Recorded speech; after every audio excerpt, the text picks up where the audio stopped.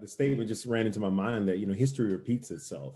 And we've said that, but now that we're experiencing, what a pandemic looked like, 100 years ago with these different viruses and plagues that came through, and we read about them, but to experience it. And so what we're telling our children is that there's a statement I also use is, blessed are the flexible, for they shall never be broken. So we're trying to be nimble, right? How do we go from one situation to the next, but you still have this sense of consciousness, right? Where you are still strategically thinking through it.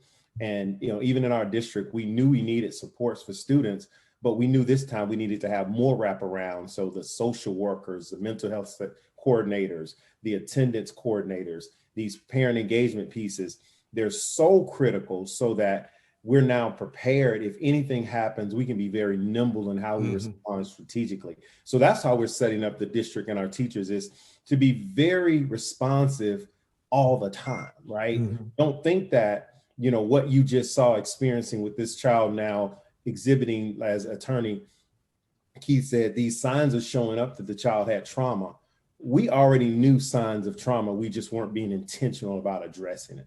Right. So we're going to be very intentional about these actions, intentional about our plans, and intentional about this piece of community, right? Where I go into a classroom and I want to see the community of learners and scholars that are looking out for each other, that are embracing and affirming each other, right? And now our teachers are having to do more of that affirmation, telling children that they are, a scholar, for example, or you are well, but also giving them the strategy to become that scholar or to be well. So really just being very strategic and intentional, and understanding that history is going to keep repeating.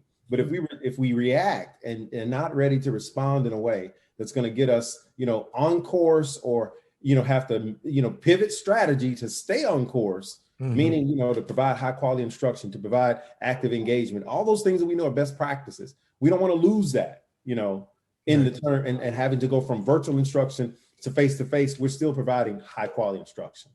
Right. That's the course we're on.